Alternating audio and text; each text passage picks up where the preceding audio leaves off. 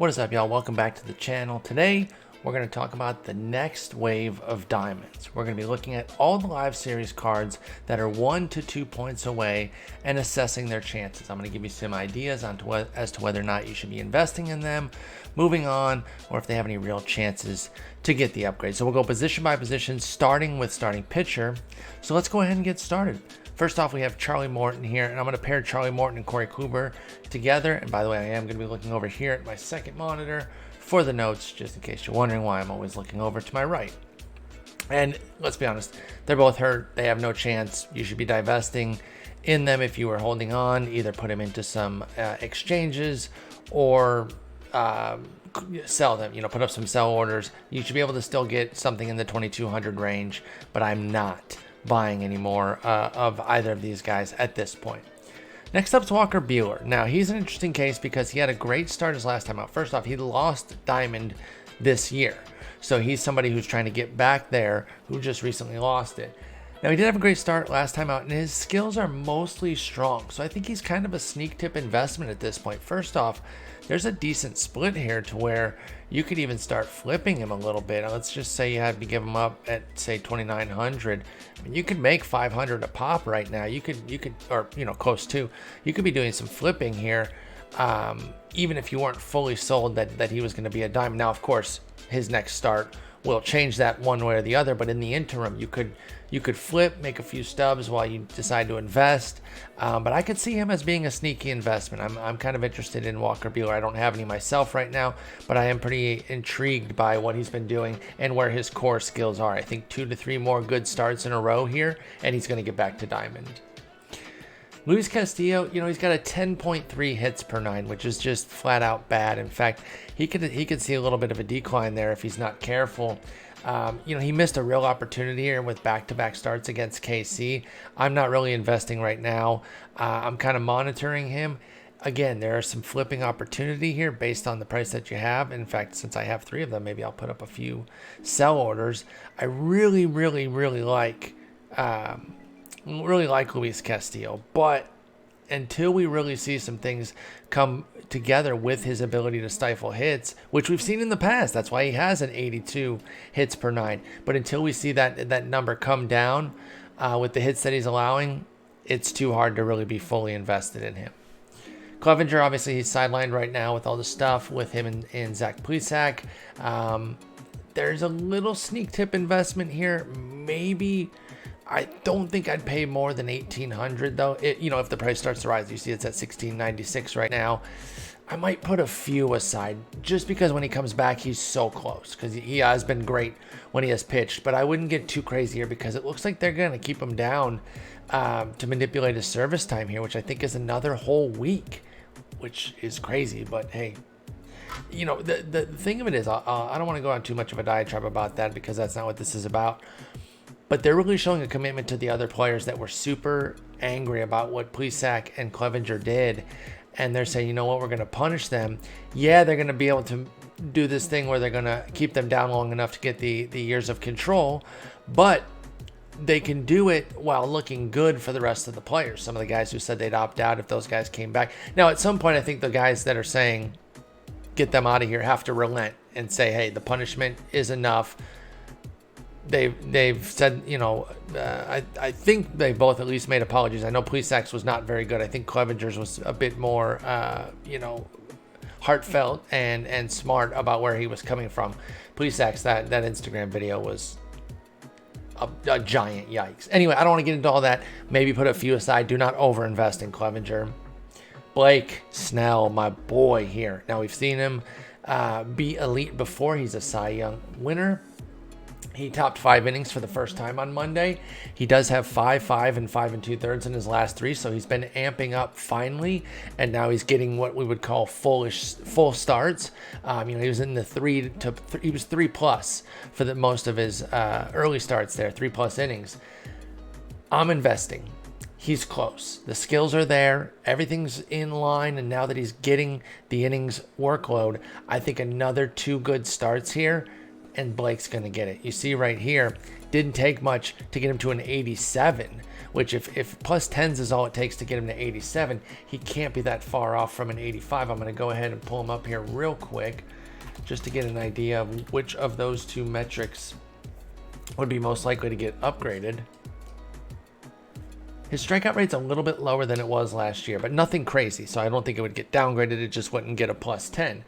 But the hits 9 has gone from 8.1 to 7.5, and that doesn't even include today's start. I really should have gone over here to Fangraphs because they'll have his up-to-date stats with today's game. I should go to my own website. Gosh, I went to BREF there to get a quick snapshot because BREF puts the hit 9 more prominently. We focus on the batting average, but I have a special dashboard where I do have hit 9 up anyway. But yeah, he's allowed 19 hits in 23 and 2/3.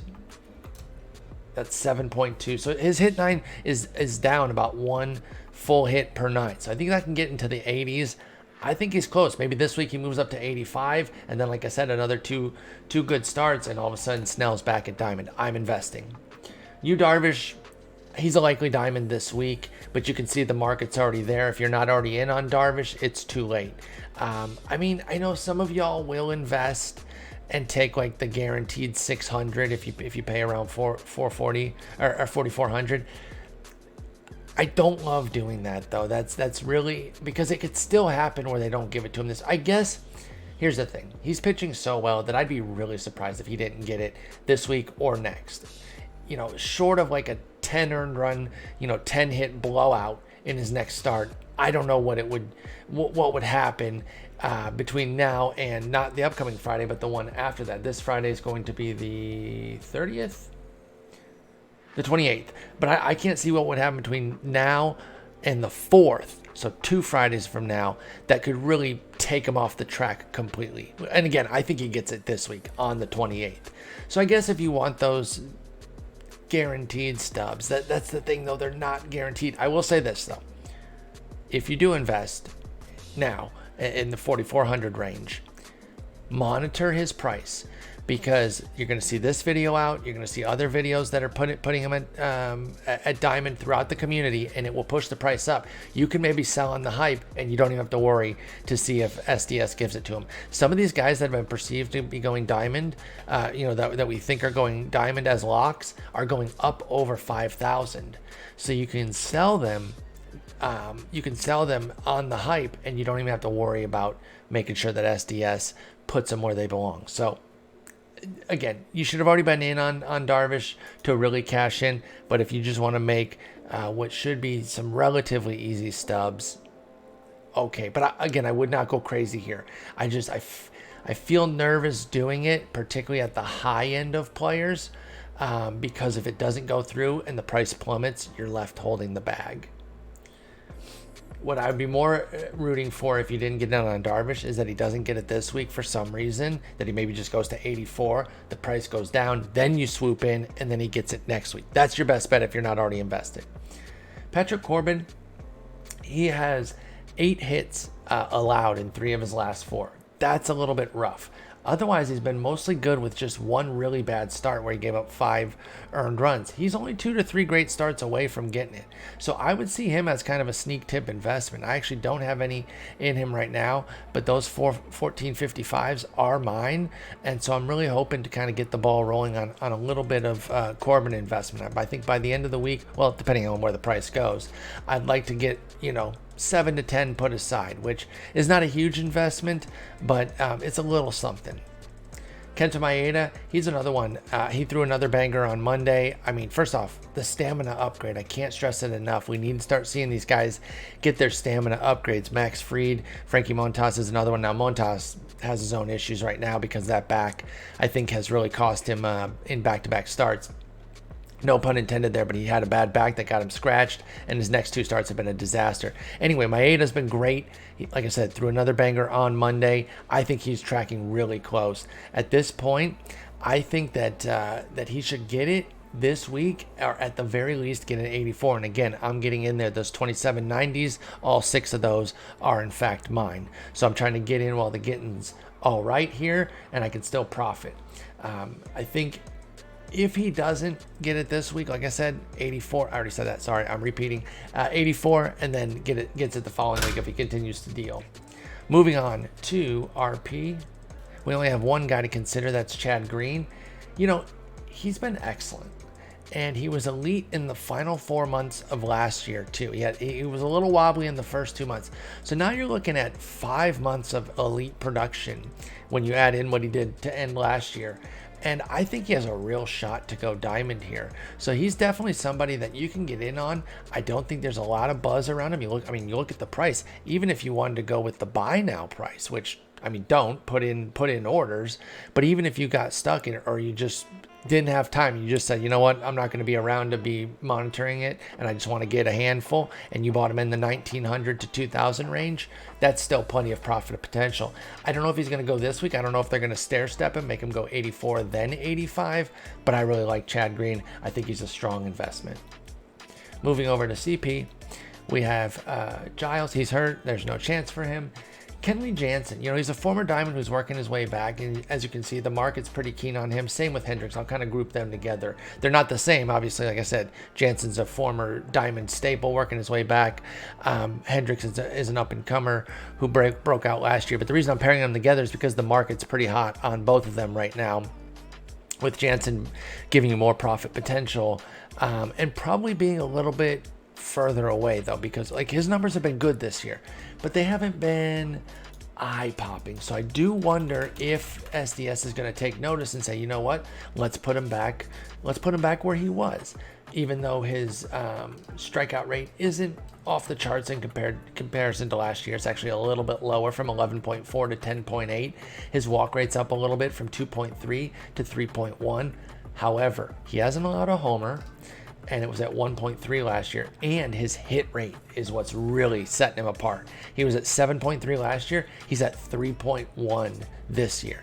That's what's going to drive it for Kenley Jansen if he does indeed get there in short order and get that hit per nine into the mid 90s. Now, again, back in the day, I used to be able to adjust the offline roster to see how it would perform for the Diamond Dynasty. Now that they have that disconnect, I can't quite do that.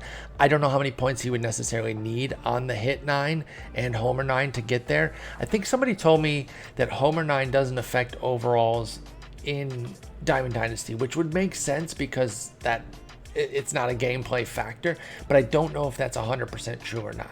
So if I can get confirmation on that, in fact, I'm going to work to get confirmation on that. So that might not matter at all. And that's why I don't lean on that a lot. You don't hear me citing a lot of homer 9. I really focus on hits, Ks, and walks. But still, the hits 9 has enough wiggle room, and the K and BB9 really shouldn't get downgraded. Like I said, they're a little bit worse than last year, but nothing that needs to be put down to any significant degree. So if he gets into the 93 to 94 range on the hits 9, I wonder if that would be enough to get Jansen 2 points. But it is worth investing, putting a couple aside, because you can still have nearly 2K in potential. Now, for Hendricks, he is closer because now he's dominating 2 years run. Well, a year plus. Obviously, we haven't had this is a season, the 2020 year, but we're talking 15 and a third innings. But he was excellent for 85 innings last year. So now we're really approaching. We have 100 innings of pure elite Hendricks. And considering how quickly they've been moving things this year, I do think it is time to look at Hendricks as a real diamond candidate. And you can see here, this is where the Inside Edge gives us some really good guidance on what we could see. He needs +8s and the hit and K to get up to 86. Could he get both of those marks? Yes, I do think he could. Well, actually, hang on. This is an interesting factor, because I like to look at strikeout percentage. It's just a little bit more of a, it's a better factor. But I don't want to get into all that right now. K9 versus K percentage. They use K9, and that's what matters. So he's at 13.1 last year, 12.3 this year. That said, they shouldn't decline him at all. It's a matter of if they want to look at 19 and 20 as a composite and say what would that be? 12 and a half? Let me see if I can figure that out real quick. 13. No, that'd actually be 13 on the button. Oh yeah, duh, because there's 85 innings of the 13.1 and only 15 innings of the 12.3. So you add it all together, that's a 13.0 strikeouts per 9. I wonder if they see that and say, you know what, that's worth like a 100 to 104 mark. But then the hit 9, that's where he's really taken a jump this year. He's gone from 6.5 to 4.7. So he's at 6.2 the last two seasons combined. I think that's worth something again in the 90s, and the 8 points that we see here could definitely get him there. So he doesn't even need all 8 points on the K9 because we're just trying to get him to 85. Bottom line, I've taken too much time here to say that he definitely deserves diamond consideration. Especially the reason I say I've definitely spent too much time here is because there's not a lot of investment opportunities. So I'm going a little bit too deep on somebody that you can't even get a ton of stubs off of. If you want to put a small investment, take whatever, say somebody, because we all invest differently. Some of you guys get upwards of 100. For some of you, 20 is a big investment. So take whatever you consider a big investment and maybe do a quarter of that if you're going to get in on Hendricks now, because it's late in the game and you don't want to be caught holding the bag if the price plummets and something goes awry with him. Osuna's toast for the year, we know that, and then Taylor Rogers in 82. So that's it. Moving over to first base, because there are no catchers, as you can see. Top Live Series catcher is 82. There's Real Muto as well, but the top non-diamond, I should say. So moving over to first base, we have Matty O, Matt Olson. The pop and the OBP are there, but he's hitting 170. It's time to divest in Matt Olson. I don't know if you've ever just caught it randomly on my stream or in another video. I used to have double digits of him. I'm down to 4 with 3 of them being sellable. I've been putting them in team affinities because as much as I love Matt Olson, and I'm not overwhelmingly disappointed with what I've gotten from him in a fantasy landscape, he's not getting diamond. You can't give diamond to somebody who's hitting 170. It just can't happen. Goldschmidt, he has an insane line. He's getting on base at a 507 clip after tonight's game. There's a strong chance he gets there this week. And as you can see, the market's there with 4,200/4,000. Same advice as I've been giving on the other guys who look like they're going to get it this week. Be careful investing too much in case he doesn't get it, because then you're left holding the bag. But I think this one is probably, he and Darvish are the two strongest. Who's the other one I thought could really get it this week? We had Darvish, we had Goldschmidt, and then I guess Hendricks. So yeah, I would rank them Goldschmidt, Darvish, like really 1A, 1B, and then Hendricks a cut below them as far as the 3 that could really get it this week that the market is pretty hot on already. Alonso, he's working his way back. Remember, he started as a diamond this year. He's actually been hot lately. He's raking in his last 7. He has a 223 WRC plus with 3 homers, but he needs a lot more to get all the way back. So I'm not really investing in him right now. I understand why they gave him diamond. I never really saw him as a diamond. He had a great rookie year, tremendous, and he's a legit power hitter. But I don't really see him that differently from somebody like Matt Olson, because I don't expect Matt Olson to keep hitting 170 either. Moving on to second base, and I gotta be honest, I cannot believe that this is a legitimate discussion point, that David Fletcher could be a diamond. I'm shook that this is a real possibility, but it is. He's still a ways off, but it is a realistic investment. And again, you look at this price split here, and you could do some flipping. If you're buying here in the 1,700 range and you're selling them off in this range, hey, look at that. You're getting about 500, 500 stubs. So you could just flip them a bunch, and then you don't have to worry about whether or not he goes diamond. Although, obviously, if he goes diamond and you buy at this price, there's even much bigger profit potential. But hey, we're all about profit. So there's 2 avenues here. And the one thing you can do is just keep flipping 1 or 2 shares while you're putting another, 7 to 10 off to the side, again, depending on what you consider a big investment. For me, as you can see here, I had 7 before I did that one sell order right now. I'm probably going to wind up trying to get 3 or 4 more. And then, like I said, I'm going to flip 2 of them. I'm just going to kind of constantly flip 2 of them, try to gain some stubs until you vultures come in and ruin this price difference for me. So we'll see how long I can do that before I put this video up on Tuesday, probably Tuesday morning. It's 1 o'clock right now on Monday night. This will be up Tuesday. But anyway, he is a real possibility. He's still a ways out, but you can reasonably invest in him and kind of see what happens. And if he hits a power surge, and for him that's like 2 homers in a 10-game span, that's probably going to be enough. Like, he's been insane otherwise. Albies, as much as I love him, one of my favorite players in the league, he's hurt right now. There's no need to invest. Let's move over to third base.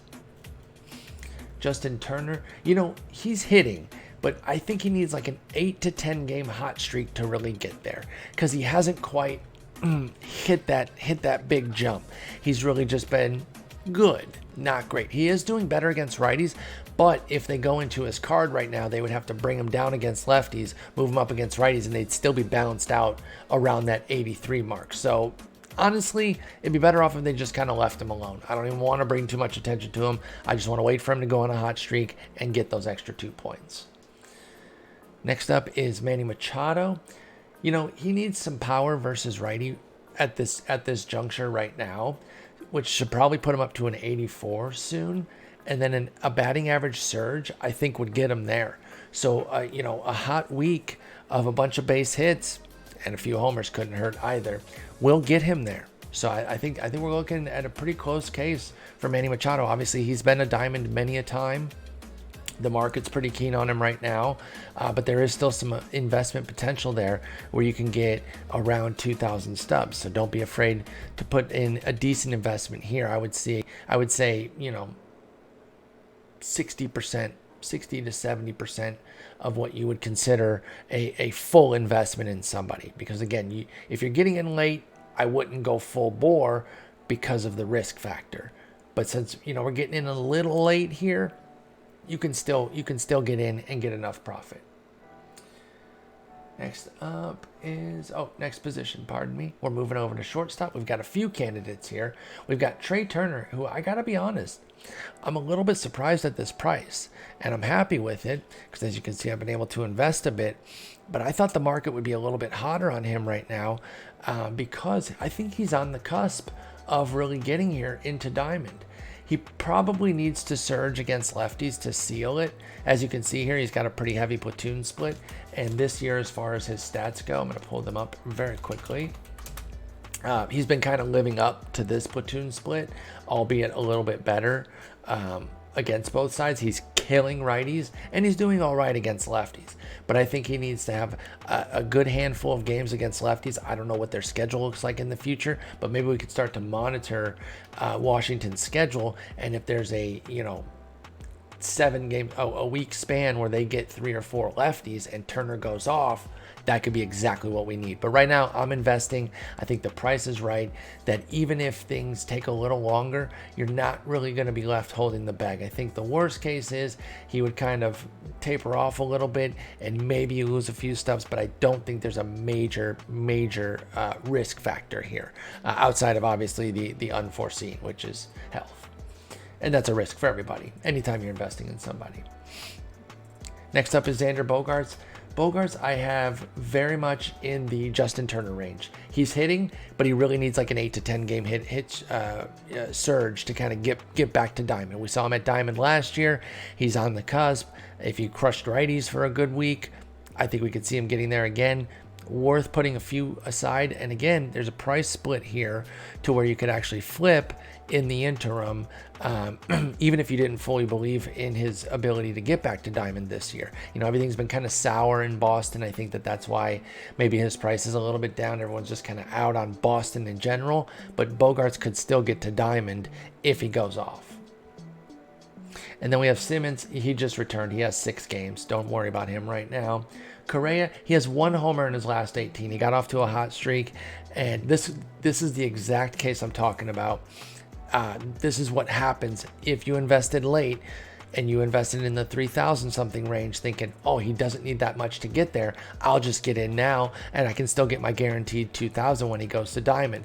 He has slowly trickled down, and now you're left holding the bag on those shares, and you really took a hit. And he hasn't even been terrible, right? It doesn't even have to be a situation where the guy completely flames out. The bottom line right now for Correa so far this year is still good. Like, nobody's looking at him like, you've been a loser. 300, 381, 440. The power is what has tapered off. So he needs a power surge to get himself there. If you were invested and got out, maybe you took a little loss, so maybe you're a little bit gun shy. I understand that, but I think it's worth getting back in right now, sub 2,000, because he can't hurt you as much there. Again, if you got in late last time, you learned your lesson. You'd be getting in early this time around. And I know he's an 82, but just keep monitoring Seager. He'll be on one of these lists soon. I think he's working his way there. Moving over to left field, we have two candidates in Joey Gallo and Giancarlo Stanton. Gallo dropped 53 points off of his 2019 average. He's hitting 200. It's hard to see it. Like, how much can they really push the power? Can they push them both to like 125? I mean, I guess they could. He is that powerful, but it's not like he's hitting a billion homers. He has 7, which is good. He's been displaying the Joey Gallo power that we're used to, but it's just not going to happen. I just don't see it. The batting average is back down to 189 versus lefties, and I told you guys about this, and I mentioned this for fantasy as well. So I am doing a little bit of a back pat. I apologize if you're seeing it as a little bit too arrogant. It's not even to be arrogant about it. It's just, I thought it was blatant. I didn't even think it was a hard call. So I don't even think like I discovered something. But one of the reasons I was pulling back a little bit on Gallo, both as an investment for MLB The Show and in fantasy, was because he had a 500 BABIP against lefties last year.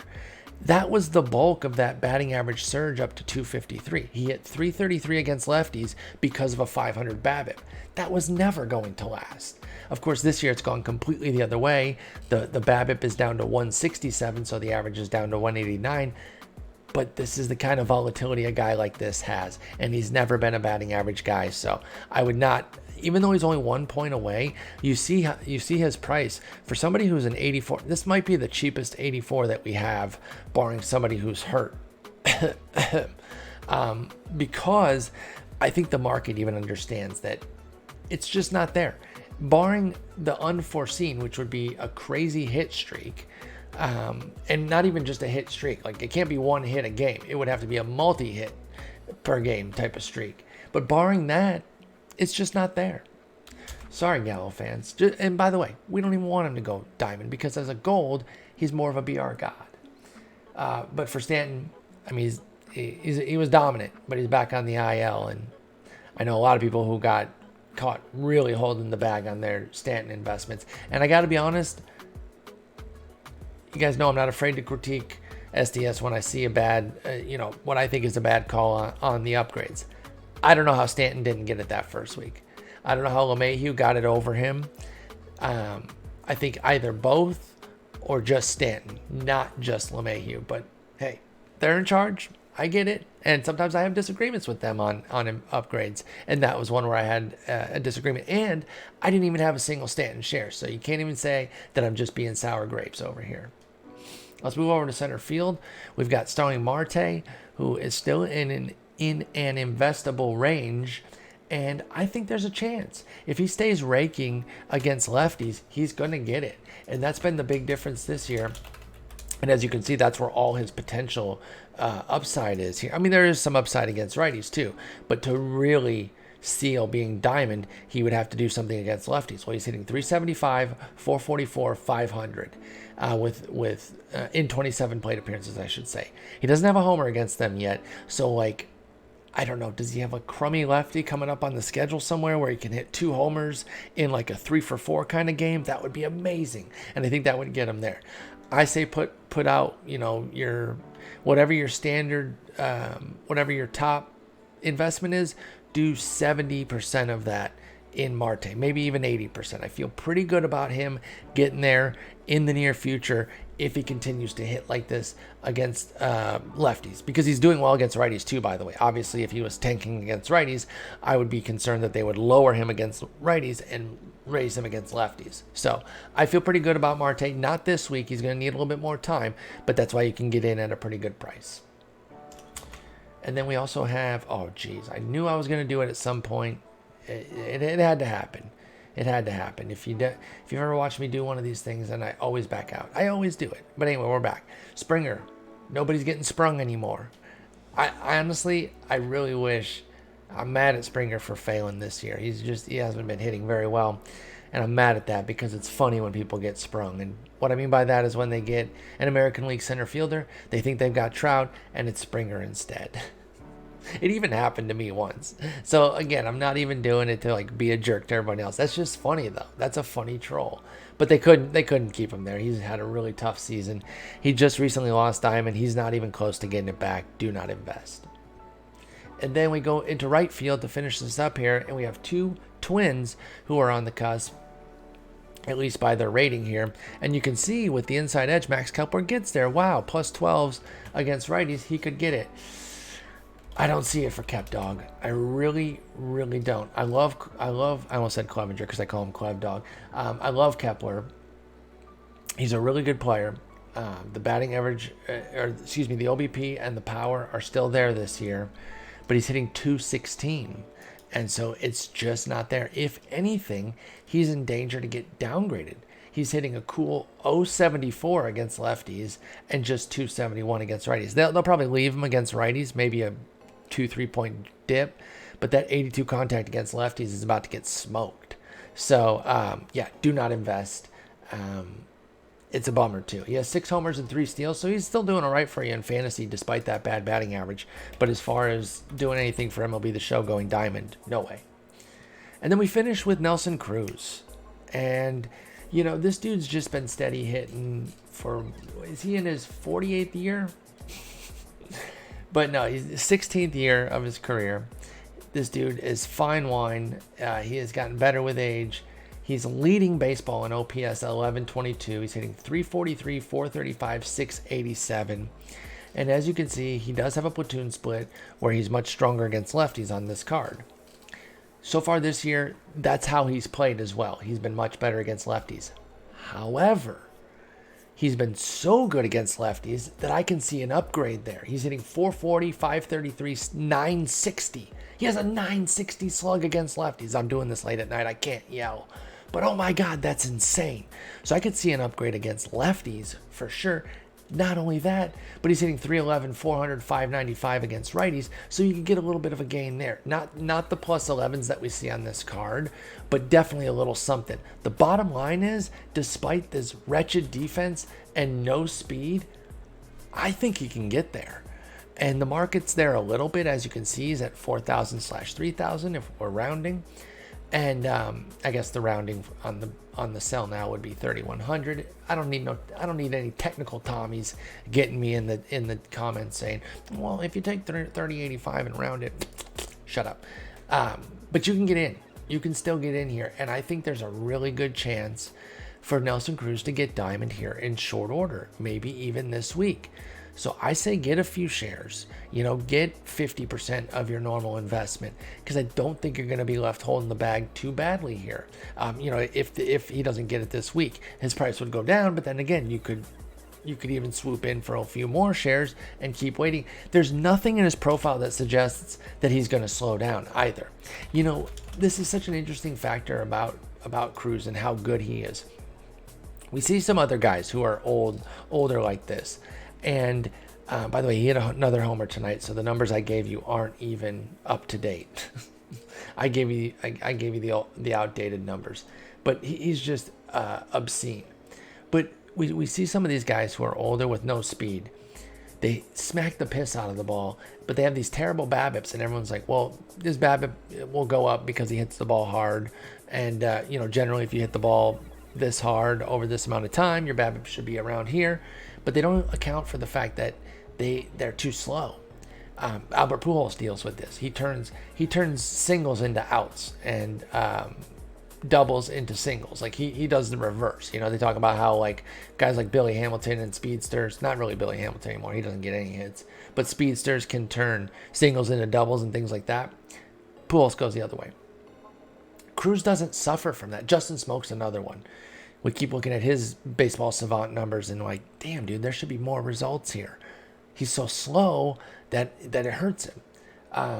Even though Cruz is slow, he smacks the ball so hard that I bet a lot of the doubles that he hits would be triples for anybody with average speed. And he leaves the yard all the time He has 11 homers on the year, so he doesn't have to worry about running fast for any of that. So he's so good. I really do think he has a chance for Diamond as soon as this week. So that's going to do it. Those are the guys that are 1 to 2 points away from Diamond. Happy investing, folks. I am going to do one for Golds as well, and then I'm going to do my regular investment guesses for the week. So you got a lot of stuff coming out around investments because we're hitting the home stretch. You know, the trade deadline is Monday, and then we only have a month left. So we got to get those stubs in because you know they're going to keep the content coming, and we got to have our bankrolls up there so that we can get the fire content. I hope those of you that watch this enjoyed the Shark Cam. It's the first time I've had her on YouTube in the Shark Cam. She is in that thing right there, I promise, even though she pretty much has it closed with the way she's laying because she's a dweeb. I told her, I said, Shark, I need you to be on camera. But because she's a dog and doesn't understand English, she licked my face and probably crawled back in there and said, I don't give a crap what you think. Anyway, like and subscribe for the Shark Cam. I'll be back with more later this week. Thank you for watching.